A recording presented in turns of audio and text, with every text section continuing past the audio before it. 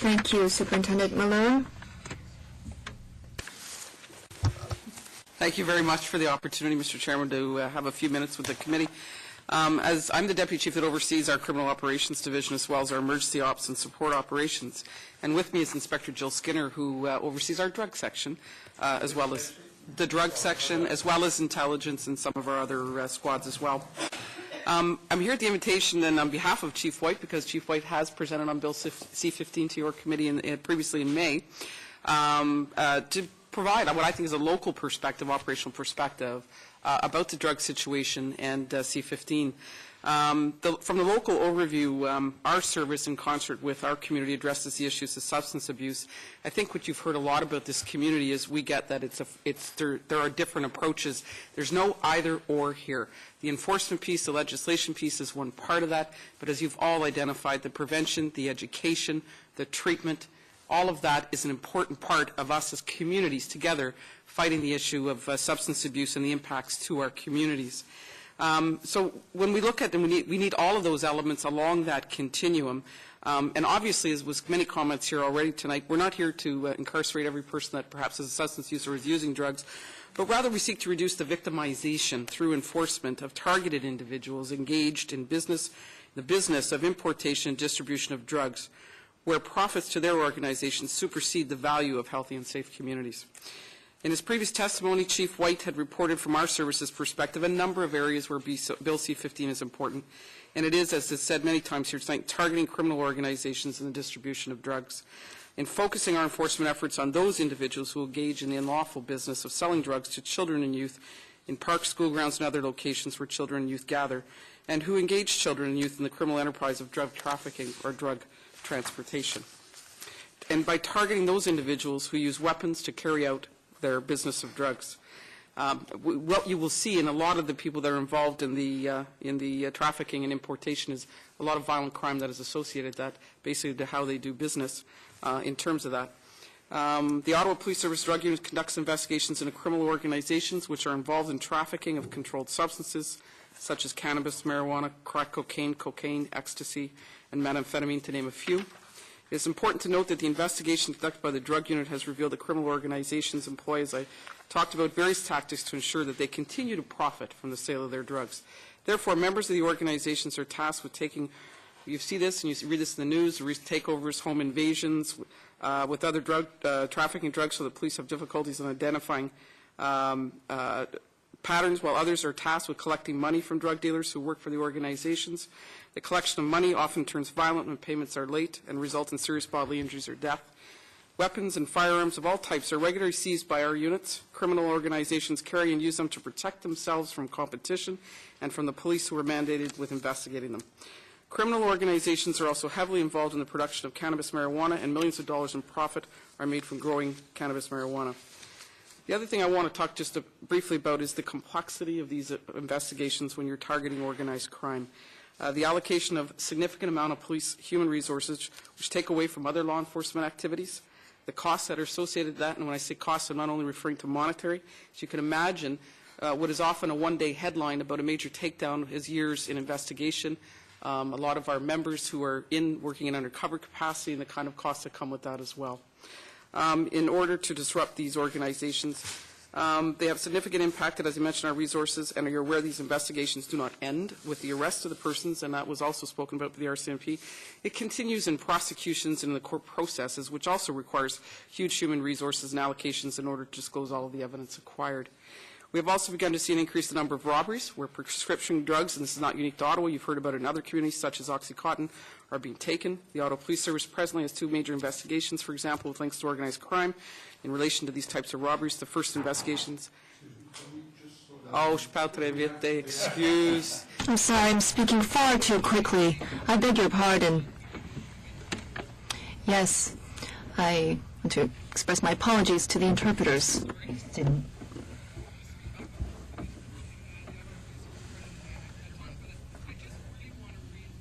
The message here, too, is that we're here to talk about Bill C-15, but we can't forget that when we are talking about making healthy and safe communities and about really dealing with, and there's a person that's sitting in this room that doesn't know someone who, whether it be a youth or someone in their family or someone that they know personally, that has a substance abuse issue and all of the impacts to our communities. But this is about targeting those criminals that are involved in organized crime who are absolutely in a business here to make money, and all of the violence and all of the crime that goes with that. And so it's not a panacea. It's not going to be that minimum sentences is going to be the total answer here, but it has to be looked at as a complete package. We need to make sure that all the legs of the stool get equal attention here. I realize we're specific to C-15. We know that the largest group that we can impact is the prevention piece and the education piece, but it has to be looked at in the entire continuum. So I just want to stop there and say thank you very much for this opportunity to say a few words on behalf of our community and our service. Thank you. Inspector Skinner, do you want to add something, or? No, I'm just here. You rely on your boss. Thank you. Thank you very much for your remarks. We have on our list Senator Watt, Senator Baker, Senator Wallace, and Senator Angus. Senator Watt, please. Mr. Chairman, I'm not sure how you want me to conduct. I have 4 questions to the RCMP, and I have 2 questions to Why don't you start with police. So 2? Should I ask them all at the same time? Or? Why No, don't I you know ask? it's getting late, so I'm trying to be helpful. Okay, let me start off on the RCMP. Has there been a particular increase in the truck-related crimes in the Pacific Province or Territory in Canada? That's number 1.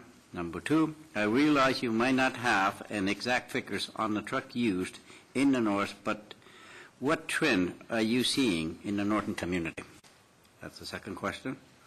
The third question, is there a different trend for youth as opposed to the adults with respect to the truck-related offense? That's the third. Fourth, can you tell us how long are the waiting list for the province truck treatment programs established in accordance with Section 720, Bracket 2 of the Criminal Code? I understand that probably the last question will much more be, Mrs. O'Sullivan, you'll probably be the one to, or Inspector Skinner. Why don't we start with the representative from the RCMP? Can I have 2 for In your first question relating to increase of drug crime in British Columbia and the north, I wouldn't say there has been an increase as far as more higher tendency. I would, however, say it certainly has been more publicized with the gang war situation happening in British Columbia. And I would like to say that on the Vancouver gang-related violence, that's largely attributed to a cocaine shortage in British Columbia. But we cannot solely use a cocaine shortage as a reason for the violence. There's also the gang violence associated to hiring of territories, increasing territory of the gang, as well as the different rivalries between different street gangs. So the violence has certainly been, portrayed in the media more extensively in the last several years, mainly Toronto and Vancouver, really. As far as the north, I mean, we see it as a steady trend. I mean, there is definitely, we see strong substance abuse in the north. To say it has increased, I cannot say that. If I could just add, in terms of the trends, a lot of the products that are making it to the north are coming from major hubs: Ottawa, Montreal, Edmonton, Vancouver, and that's being fueled by organized crime groups in the south, and they will chase the money. There's money in the north because of the mines and so forth, and as a result of that, they're looking to sell their products up north as well. So we're also seeing that.